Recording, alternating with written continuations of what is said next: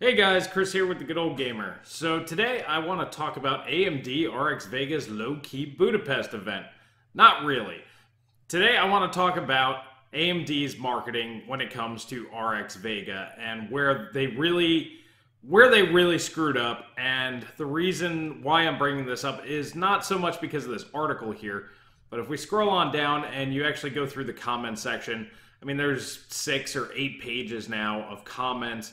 And people, okay, so this site's up to 4. I've seen some websites that are actually up to like 8 or 10 pages full of people just going off on AMD because of basically the poor marketing that they've done with RX Vega.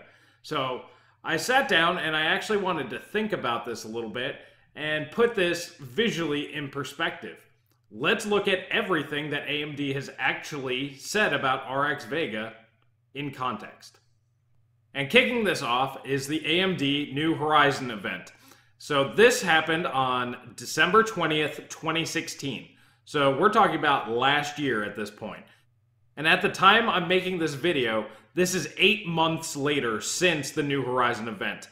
At this event, AMD went ahead and showed off RX Vega in production, or just Vega in general, to the masses. So this was proof that Vega was in production. They were already producing Vega GPUs, and they were still early engineering samples, obviously, but it was capable of running Battlefront, Star Wars Battlefront, at 4K at 60 plus frames per second. So what this indicated to most of us was the fact that AMD was producing a GPU. They're able to make them at this particular point. They just need to fine-tune it. Moving on, we got the Poor Volta trailer on January 1st of 2017, and this really kind of kicked everything into high gear. Not only do we know that Vega is in production and functional, at least somewhat functional at this particular point in time, they're going after Volta. They're skipping Pascal and going straight for Volta, according to AMD. Now, hindsight being 2020, this is obviously probably the worst piece of marketing that they did. Moving forward, just a couple of days, we had CES 2017. And at this particular point, we didn't get a whole lot more information. We didn't see a lot of gaming going on. They did show a Doom demo, and that wasn't particularly impressive. But they went over the Vega architecture in more detail. And this was really pretty good for the tech heads and basically anybody who was interested in developing for Vega. They would have kind of an idea of what was to come. The most important parts were the redesigned geometry engine, which is supposed to be twice as fast as the current GCN.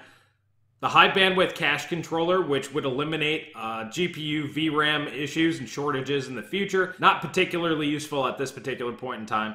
New rasterization process, and many other features for the NCU core that was powering RX Vega. So very exciting stuff here.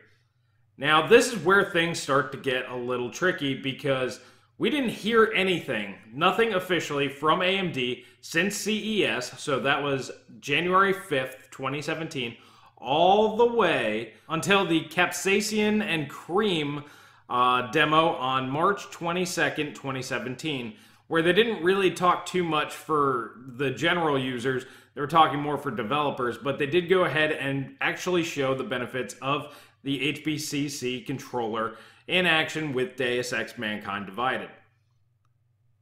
Okay, so now we're going to have to skip ahead all the way to the AMD Financial Analyst Day, which came out May 17th, 2017.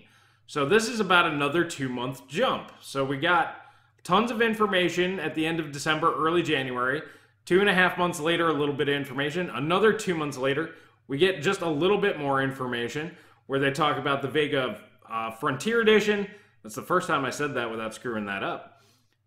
And we actually got core count. 64 compute units were known at this particular point, and we could pretty much extrapolate the overall specs of the GPU, the Vega GPU, at this particular point. Now, we did find out that we were not going to be getting the RX Vega first. It would be the Frontier Edition. Obviously, at this point, we just kind of took this information and were like, okay, well, Computex is coming up. This is when we'll find out about RX Vega. Just a couple weeks later, on May 31st, 2017, we found out virtually nothing about RX Vega. They showed one little demo of Prey, no performance information given, no pricing given. But we did find out that the Frontier Edition would launch at the end of January, and the RX Vega will be announced officially at the end of July or early August at SIGGRAPH 2017. So at least we had a hard release date, but now at that particular point, we're looking at well over 7 months after Vega made its mainstream debut at the New Horizon event.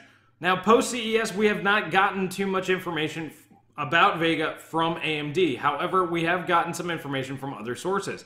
The Vega FE edition launched. Day one, we got all of our information from some random Reddit user.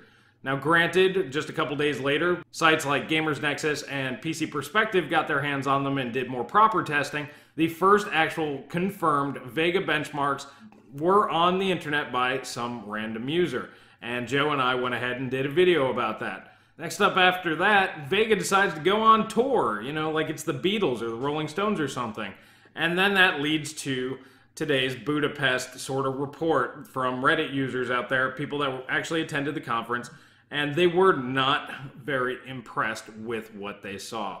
At this particular event, they were not given any sort of information. They didn't even know which system they were using. One system had an RX Vega in it, one system had a GTX something in it. They were playing Battlefield 1 with G-Sync on or FreeSync on, and this makes things really hard to compare one-to-one. Now, if we look at this objectively, this is all due to their marketing. They started off really strong with the New Horizon event. They had hardware in hand. It was functional in December of last year.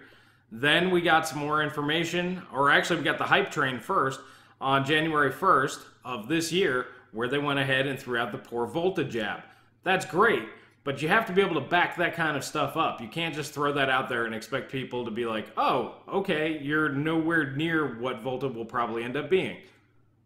All right. Now, granted, RX Vega isn't out yet, and I'm not trying to go over the actual performance numbers, but it seems highly unlikely at this particular point in time. What I really want to focus on and really stress here is the very limited information that we have received from AMD officially about their product, which is about to come out here very shortly and was complete nearly 8 months ago.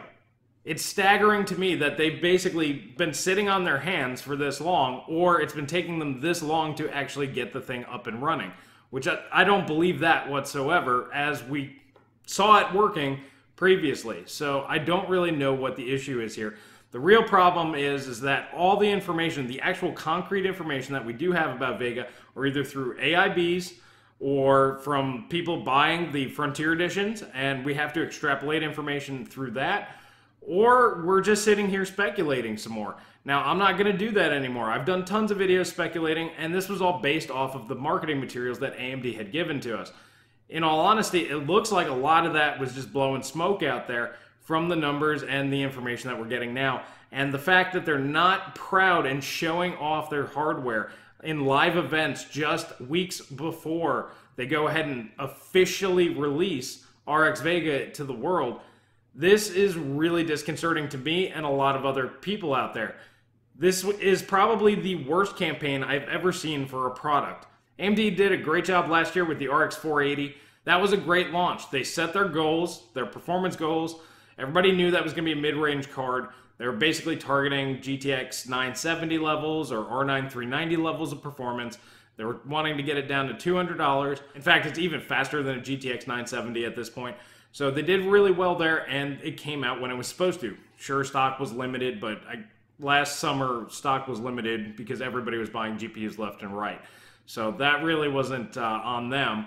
But it came out when it was supposed to, and it did what it was supposed to do. Same thing with Ryzen. Ryzen was hyped up for a really, really long time, but they showed very good demos, pretty much the progress that they were making, comparing it to direct competition from Intel, clock for clock, in programs that mattered for those CPUs. And it delivered. It performs exactly the way that they showed that it did. And this is the reason why they're kicking the crap out of Intel. Vega, on the other hand, is the exact opposite. Basically, Ryzen is what you should do to hype up a product and then deliver. Vega thus far, like I said, it's not out yet, so we don't know. Maybe it'll come out and it'll just be so much more powerful than anybody's expecting.